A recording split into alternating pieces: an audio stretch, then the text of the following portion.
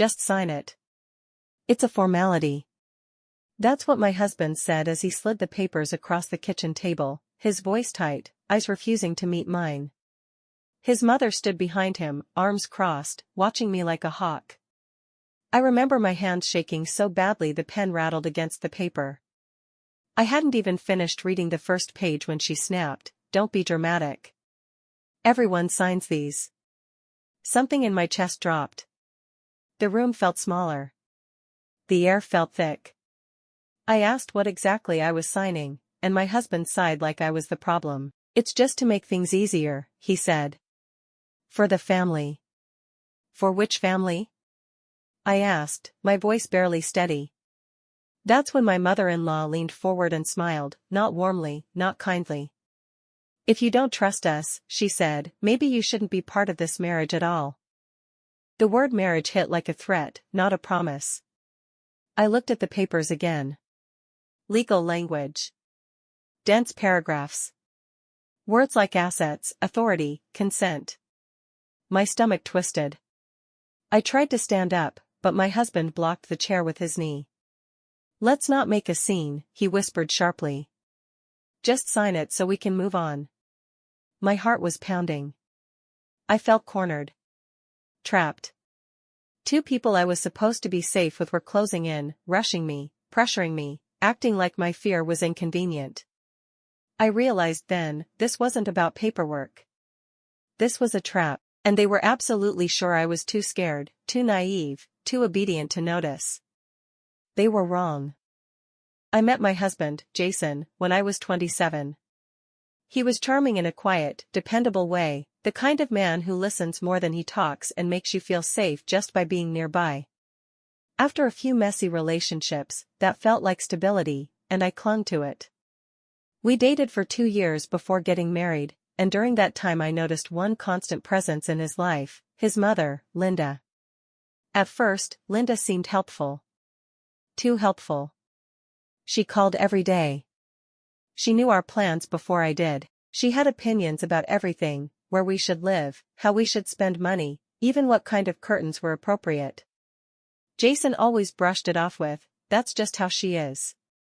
She means well." And I believed him, because I wanted to. Looking back, the red flags were everywhere. Linda would speak through Jason, never to me directly. She'd say things like, "Jason thinks it's better if," even when I knew those words weren't his. If I disagreed, she'd smile sweetly and say, "Oh honey, you're young. You'll understand later." Jason never defended me, not loudly, not quietly. He just stayed neutral, which I later learned always meant siding with her. After the wedding, it got worse. Linda suddenly became part of our marriage. She knew our finances. She asked about my salary. She hinted that Jason deserved protection in case things didn't work out.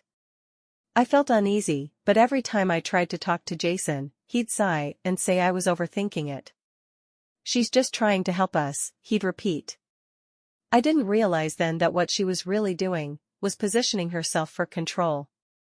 Looking back now, the red flags were always there. I just didn't know what to call them yet. From the moment I married Mark, his mother, Karen, was everywhere. Not loudly. Not aggressively. It was worse than that, it was polite control. She framed everything as help. Advice. Concern. "I just want what's best for you too," she'd say, smiling, already rearranging my kitchen drawers. At first, I thought I was lucky. She helped us find the house. She knew a great accountant. She insisted on sitting in on conversations with lawyers and banks because, in her words, Mark gets overwhelmed with paperwork. What she really meant was that she didn't trust me. Whenever I tried to make a decision, she'd gently question it. "Are you sure you understand this? Maybe let Mark handle it." "Oh honey, this is complicated stuff." "And Mark?" He never pushed back. He'd shrug and say, "She's just trying to help." Or worse, "You're reading too much into it."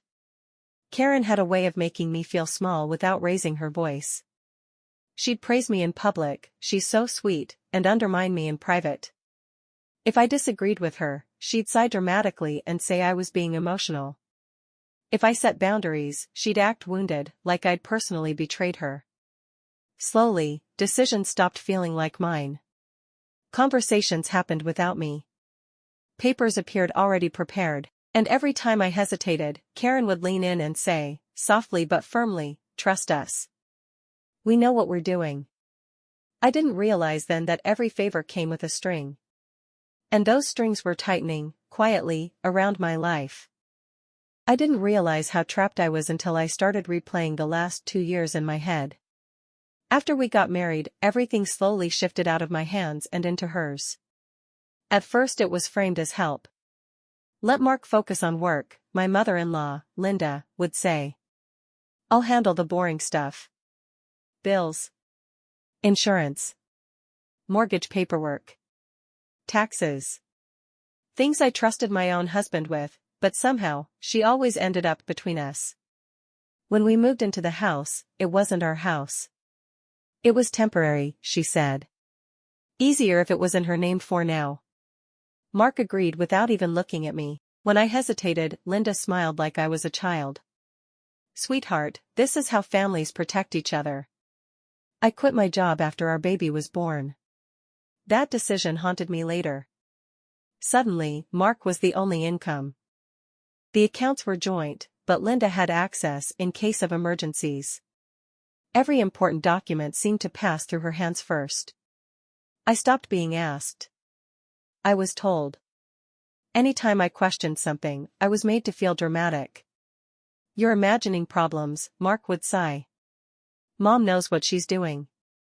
Slowly, quietly, my name disappeared from decisions that directly affected my life.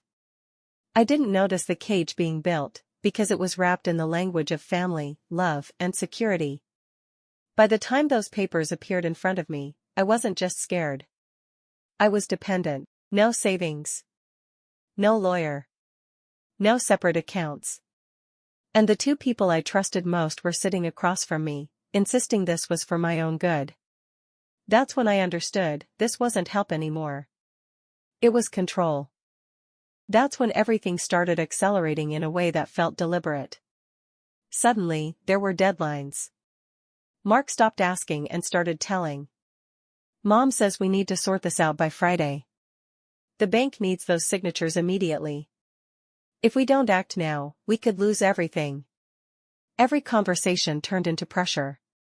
If I hesitated, my mother-in-law, Karen, would sigh loudly and say things like, "I'm only trying to protect my son."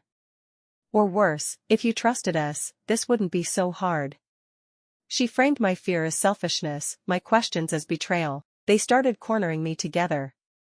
Karen would sit at the kitchen table with neatly stacked papers, already clipped and highlighted, while Mark hovered behind me, tense and silent.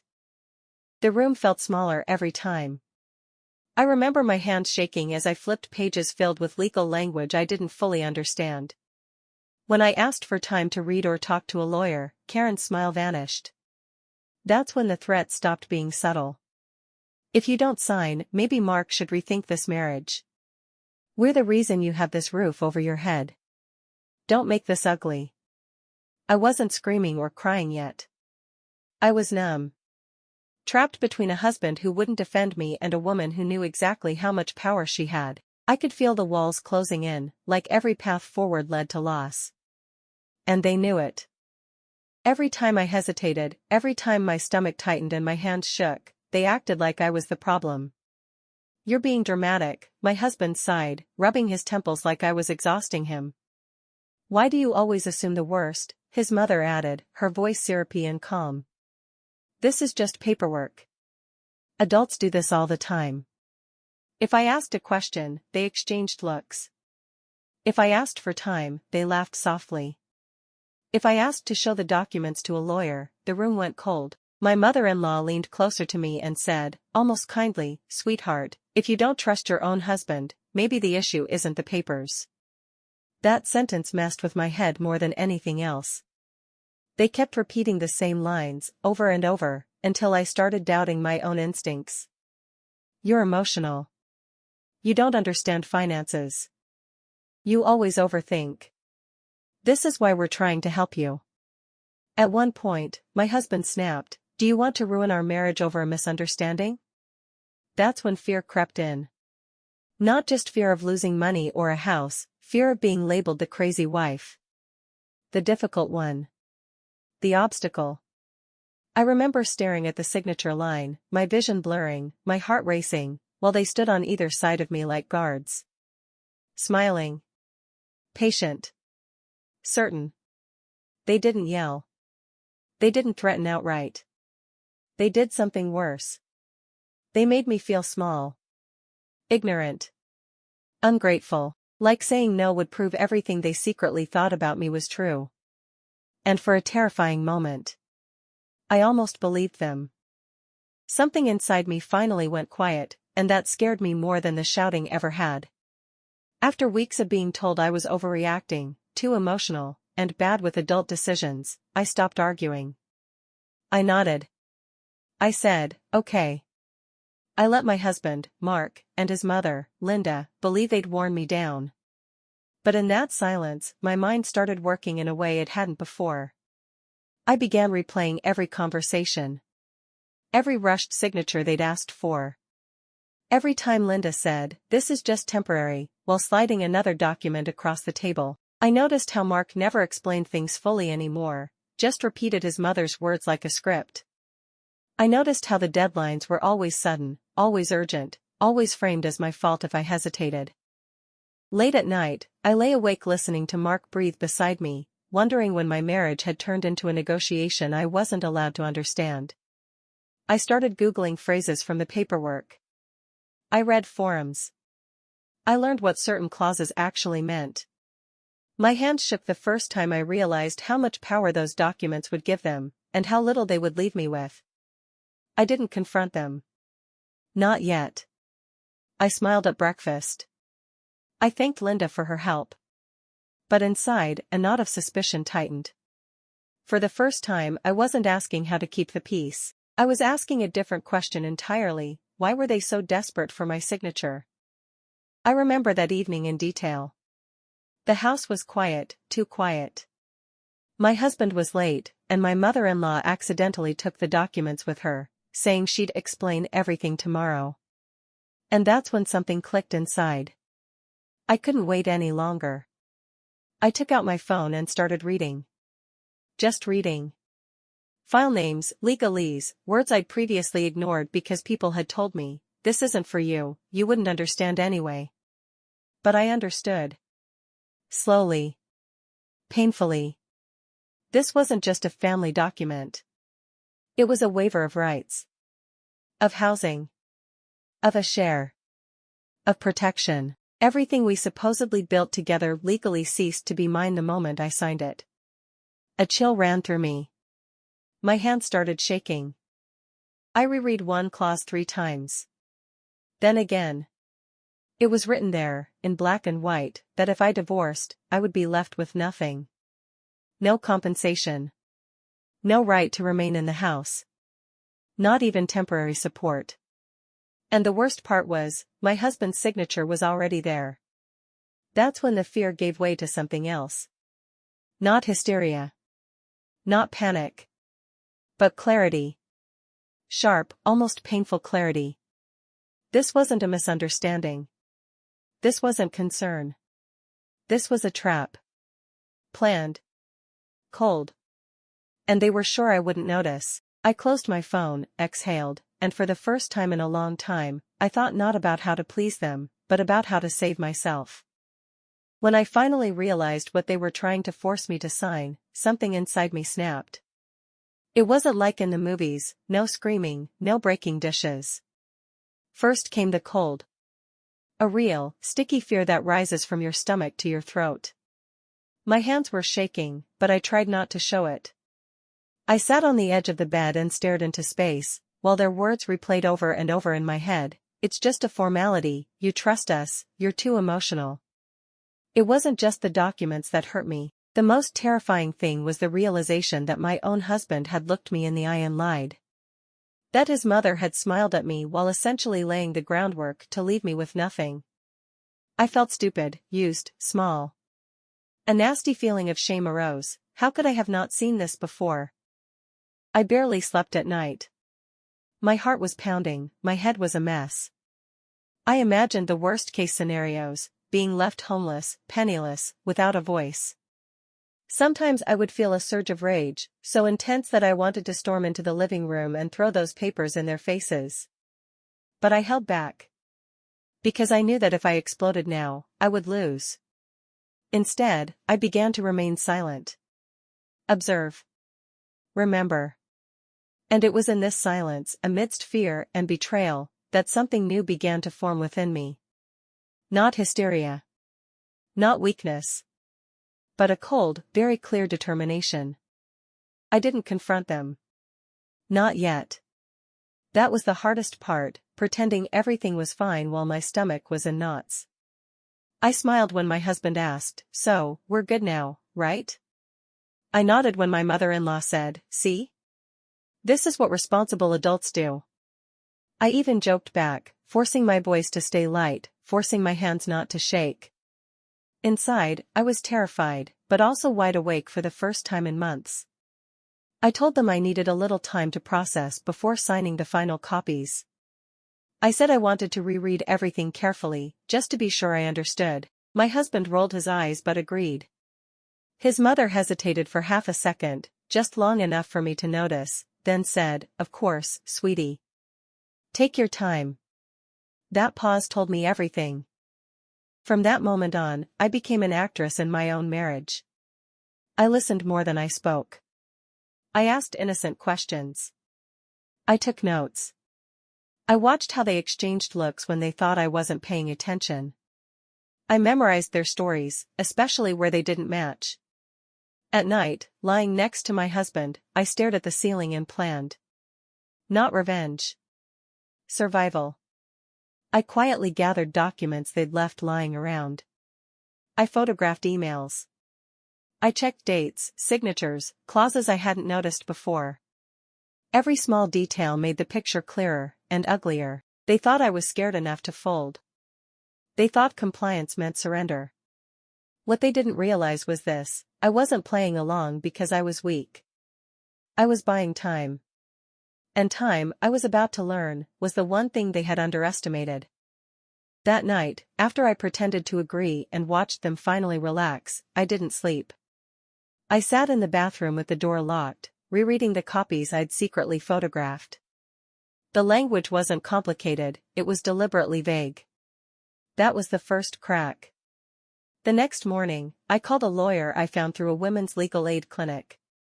I didn't even finish my first sentence before she stopped me and said, "Do not sign anything else." Hearing that felt like oxygen rushing back into my lungs. Over the next week, I became careful. Quiet. I asked for delays, just to review things. I smiled when my husband said his mom was only trying to help. I let them think the pressure was working. Meanwhile, my lawyer uncovered what they'd hidden: asset transfers, liability clauses, and a timeline that proved intent. Even better, she found emails my mother-in-law had sent the notary, pushing to rush my signature before a refinancing closed. We filed a notice that froze everything. Suddenly, the deadlines disappeared. The threats stopped. My husband went pale when he realized I'd spoken to a lawyer. His mother's voice shook for the first time when she asked how much I knew. I still hadn't confronted them. I didn't need to. For the first time since this nightmare began, I wasn't trapped. I was 3 steps ahead, and they had no idea what was coming next. It happened faster than I expected. The moment they realized I wasn't as helpless as they thought, the tone changed. Completely. My husband, Mark, stopped pretending to be patient. His mother, Linda, dropped the sweet voice she always used in front of others. One evening, when they thought I was still playing along, I overheard them arguing in the kitchen. Linda was furious. She said I was dragging my feet on purpose and that I was getting too curious. Mark snapped back that I was emotional, unpredictable, and that it would have been easier if I'd just signed everything quietly like she was supposed to. That word, supposed, hit me like ice. Later that night, when I asked a simple question about one clause in the documents, Linda exploded. No smile. No kindness. She accused me of being ungrateful, paranoid, and stupid. Mark didn't defend me. He just sighed and said, "Why are you making this so difficult?" That's when I knew. This was never about helping me. This was about control. About trapping me legally and financially so I couldn't leave, couldn't question, couldn't fight back. And for the first time, I stopped feeling afraid, and started feeling very, very clear. Something changed the moment my lawyer sent that certified letter. Not in the house, they were still acting confident, still smug, but inside me. For the first time since this nightmare started, I wasn't reacting. I was ahead. The documents I had signed didn't give them what they thought. Because of one clause they rushed past, and one delay I insisted on, the control never fully transferred. Their plan depended on speed and my ignorance. They underestimated both my fear and my intelligence. When my husband realized it, his face went pale. Not angry.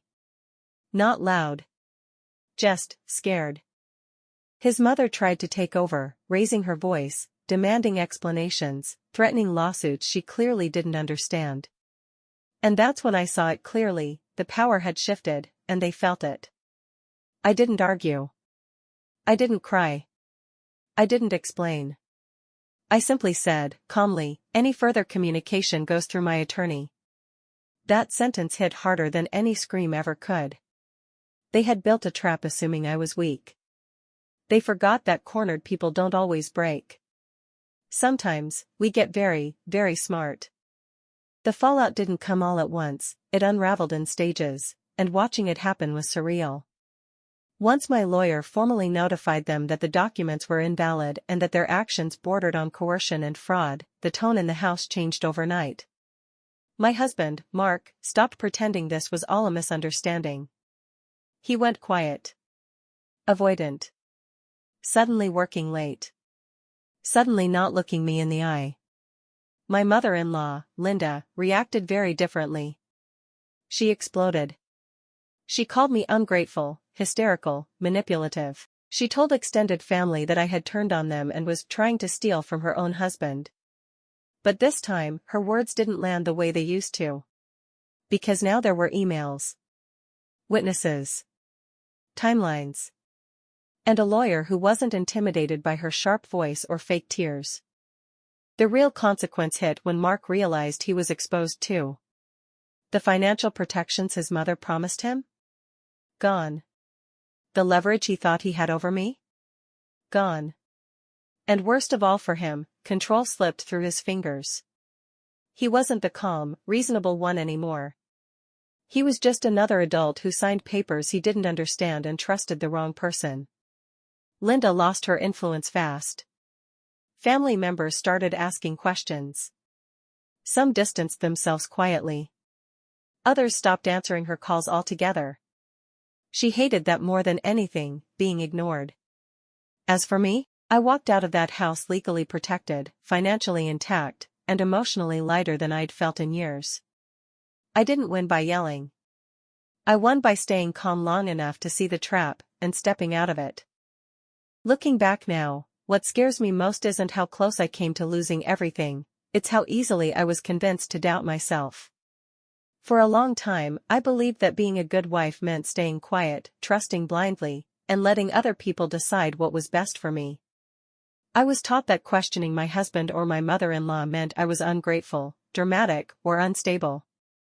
That mindset almost destroyed me. What saved me wasn't anger or revenge.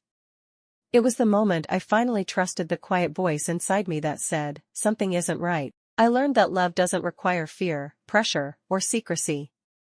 Real family doesn't corner you with paperwork, rush you into decisions, or make you feel small for asking questions. Anyone who benefits from your silence does not have your best interests at heart. I didn't walk away unscarred. I lost a marriage, relationships, and the version of myself that believed loyalty would protect me. But I gained something far more valuable: self-respect, clarity, and the confidence to protect myself no matter who I'm standing up to.